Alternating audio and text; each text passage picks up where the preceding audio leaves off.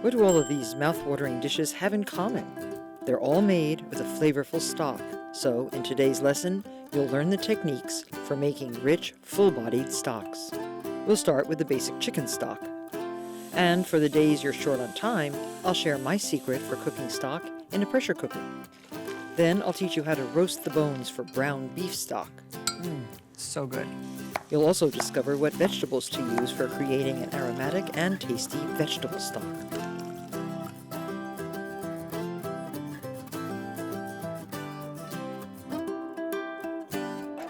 Today's lesson is all about stocks.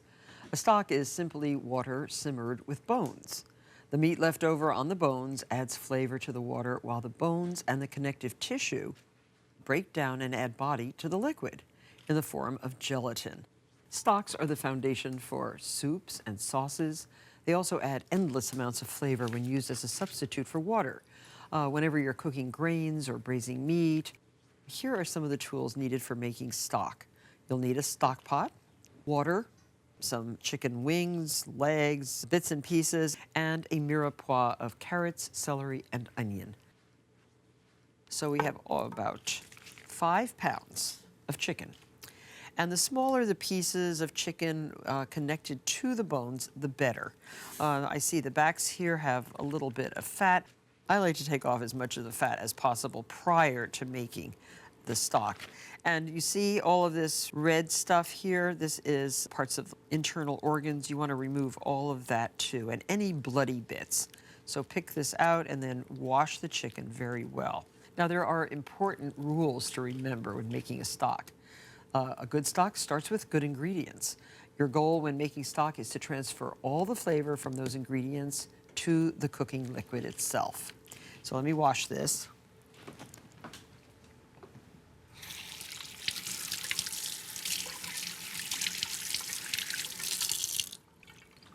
Right into the stock pot.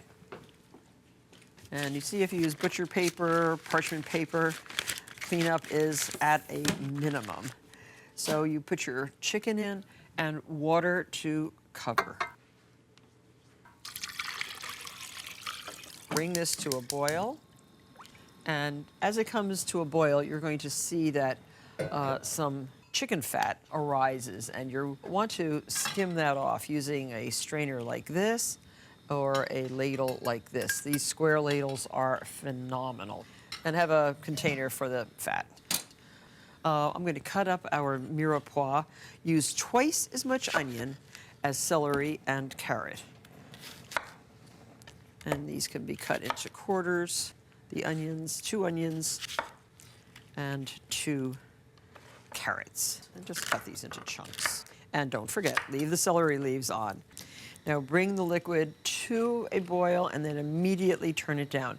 And keep everything submerged at all times. The reason that we use taller pots for most stocks is that there's less surface to evaporate. And always remember to simmer stock so that the impurities in the fat don't get emulsified back into the liquid as they would if the stock were boiling away. So now skim the chicken fat off the top. Again, you can choose your tool. I use this skimmer first because it takes very little moisture away. It drips all through, but the scum stays on the strainer. And you keep doing this during cooking time. You can see already that there is quite a bit of chicken fat accumulating on the top. So no matter how much fat you remove, there's still a lot under the skin of chicken. And all of that will be taken away. Let's see. And it's mostly fat. After that first skimming, add all your vegetables. And we call these the aromatics. And don't overload chicken stock with vegetables because you don't want to take away from that great, rich chicken taste. And some peppercorns, 1 teaspoon of black peppercorns, 1 dried bay leaf. I always add 2. And I'm not adding any salt at this time. The chicken stock recipe, this one, is an example of a white stock. It's the simplest stock to make. Raw bones and aromatics covered with water, gently simmered to yield a very pure, clean flavored stock with a light color. Now for a really light stock, cook this for 1.5 to 2 hours. For a more intensely flavored stock, 3 to 4 hours. I'm going to cook this one for about 3 hours today. I want it to have a rich, full flavor. So look at the color of the stock. And I'm passing the stock by ladling it from the pan to a cheesecloth lined strainer. And just gently do this. Get as much stock out of here as possible. And what's happening is that a very pretty stock is accumulating in the bottom of the pan. So what a simple procedure. And you have the best chicken stock you've ever tasted. So much better than opening a can. Now, of course, you're going to strain all of this into here ultimately, but look at that beautiful stock. Now, whatever you accumulate in the pan, just let it cool to room temperature, chill it, and then we're going to skim off the fat. So here we have chilled stock. It's already become gelatinous. And gelatin gives stock its body. It's produced when that connective tissue in the meat breaks down during the simmering process. And if prepared correctly, your stock should gel when chilled. Now with the edge of a sharp spoon, just scrape off the remaining schmaltz or chicken fat and discard. But this is a pretty clear, delicious looking stock. And it is very jellied, which makes me very, very thrilled, because it means we did our job right. So this is what it looks like. And you can just scoop this out and store in quart containers or pint containers like that in your freezer. You can use this stock immediately or store in the refrigerator for maybe up to 3 days. If longer than that, I would suggest putting it into your freezer. But you're going to get between 2 and 3 quarts of ultra delicious homemade stock. Now make sure that you label your containers clearly with the date. So on a rainy weekend that you just happen to be at home, make yourself some stocks and get ready to do a lot more cooking with an emboldened liquid. I'm just cutting up vegetables because I wanted to show you another way to cook chicken stock, which is in the pressure cooker, which cuts the time down by 2/3 at least. And a pressure cooker like this, with a top like that, is a special cooking pot with an airtight lid, which locks, and it has a valve system to regulate internal pressure.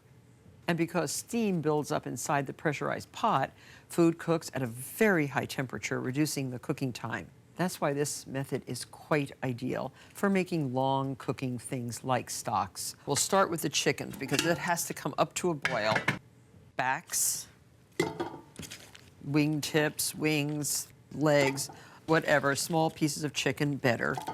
And this is, again, 5 pounds of chicken, washed. And it looks good. Cover with 10 cups of water because it's not going to cook as long and won't evaporate, as opposed to the 16 cups of water that we cooked with in the stock pot method. So bring this to a boil, and you're going to skim off all the scum. The vegetables cut into approximately 1-inch pieces. You want them to add as much flavor as possible while they're under pressure. And the same, bay leaf, peppercorns, very, very similar. So now pressure cookers reduce cooking time without destroying the food's nutritional value. The steaming, the pressure steaming, draws gelatin out of the bones more quickly And that's what we really want. We want a gelatinous stock, as clear as possible and as flavorful as possible. So the stock is just coming to a boil, and of course, remove any visible fat. Now add your vegetables. We'll reduce the heat after we put the top on and the pressure comes up. And your bay leaf, don't forget, and your peppercorns. Put the top on and wait for the pressure to come to high. So now reduce the heat just enough to maintain high pressure and cook for 30 minutes. So now the steam is almost down. To release that further, just push on this particular pressure cooker. This releases the steam. Before you open it, you really would like to release all the steam. So just wait for that blue button to completely retract. And then same procedure as with the stock pot stock. Pass the stock through a cheesecloth lined sieve into a large heat-proof measuring cup or bowl or pot, and let it come to room temperature, chill, and defat. So then you're going to freeze it or use it. Now, because this stock was cooked in a short period of time, it's going to be a much lighter color stock, but it's going to have a actually deeper flavor because it was cooked under pressure. And if you get a little impatient waiting for the pressure to decline, as I have been waiting for it, you can actually run the pot under cool water and it will reduce the pressure much, much quicker. There, now we can just release.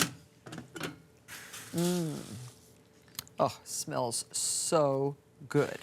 And you'll end up with more stock than in the stock pot method. There's very little evaporation. So now just strain. You can see the stock is a little bit lighter in color, a little yellower, and certainly extremely fragrant. I want you to see what you're getting. Very beautiful, light stock. Do not press on the solids. You don't want to release any more of the fat than's been released already.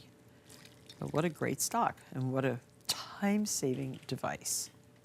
And as we proceed with the show, making beef stock and vegetable stock, you can, of course, use the pressure cooker for either of those to save time.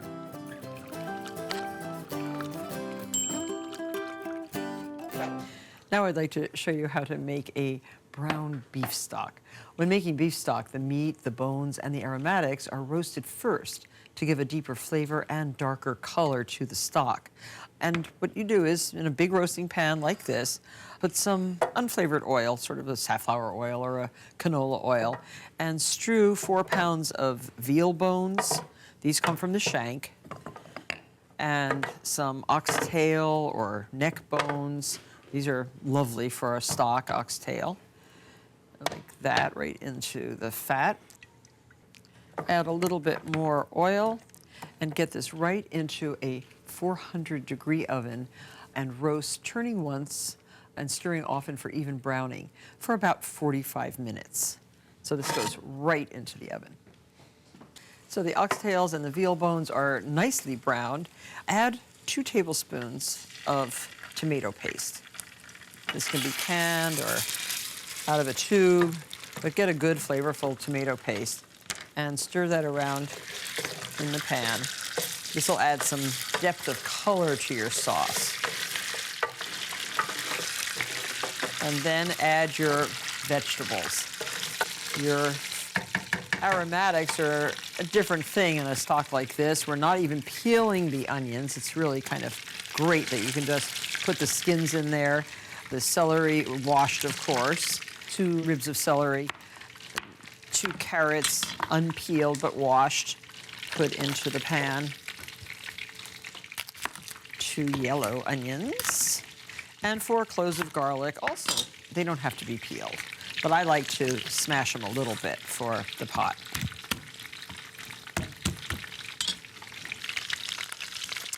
And stir this around.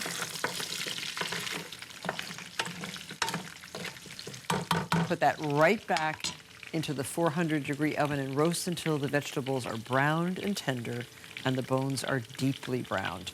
So that takes about 40 minutes longer. So you can see the bones have gotten a beautiful color, especially the oxtails. And the vegetables are tender. Now here's where we are using a deep stock pot because we want as little evaporation as possible while we are cooking the stock. So there's quite a bit of fat which I am going to pour off. Try not to pour off the brown bits. That's going to add color to your stock. And now on high heat, 1 cup of red wine. And we'll deglaze the pan. Now you can burn off the alcohol by boiling that red wine down by 1/3 or 1/2. Smells so delicious. And then pour all of this right into the stock pot.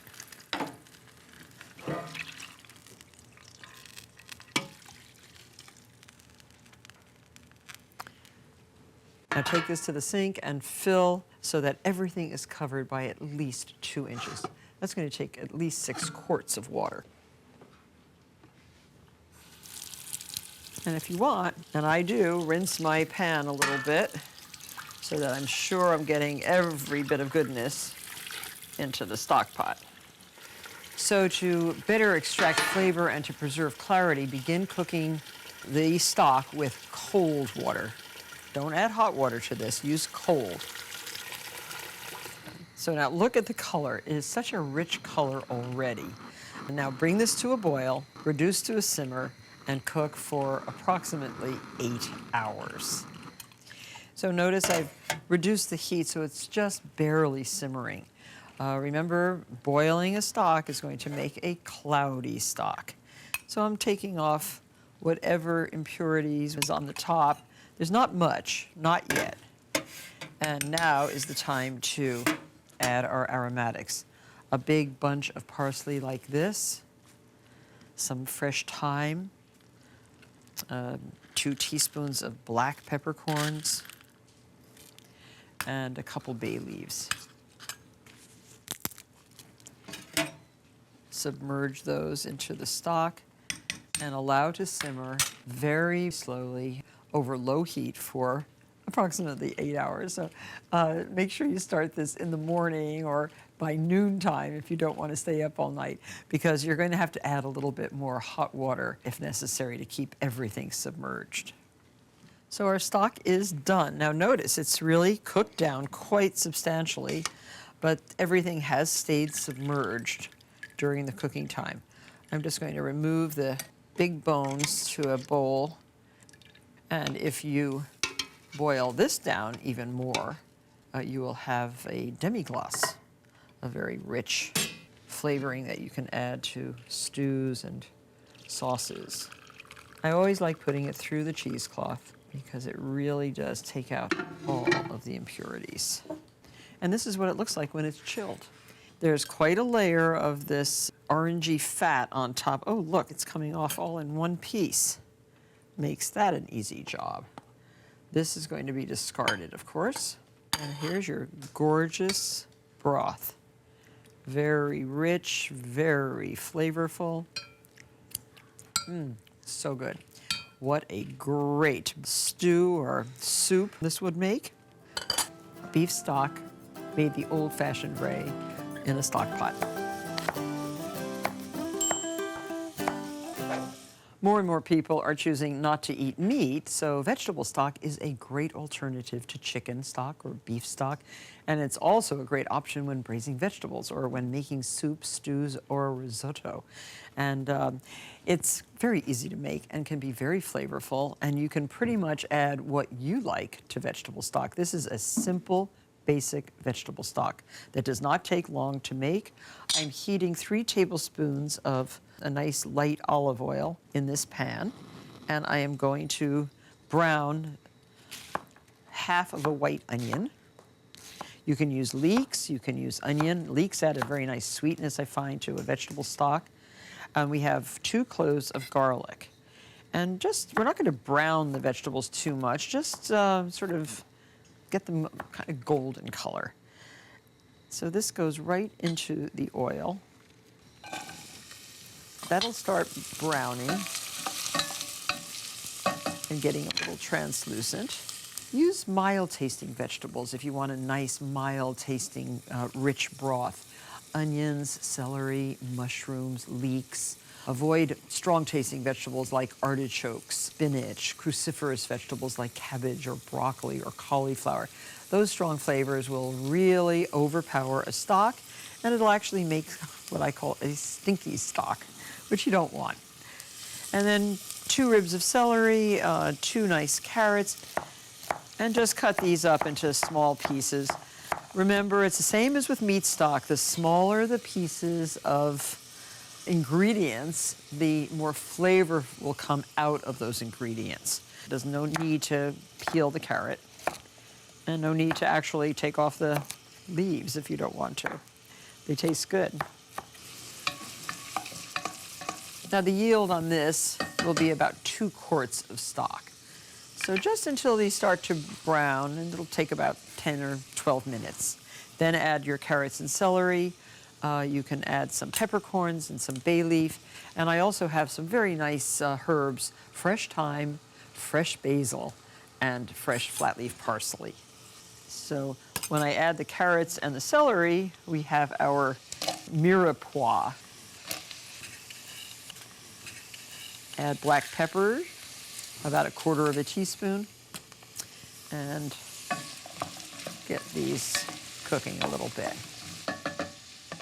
Scraps that you might otherwise compost or discarded may be added to your vegetable stock, like the tops of leeks, parsley stems, the bad ends, the woody ends of asparagus, shiitake mushroom stems, carrot peels, ends from squashes.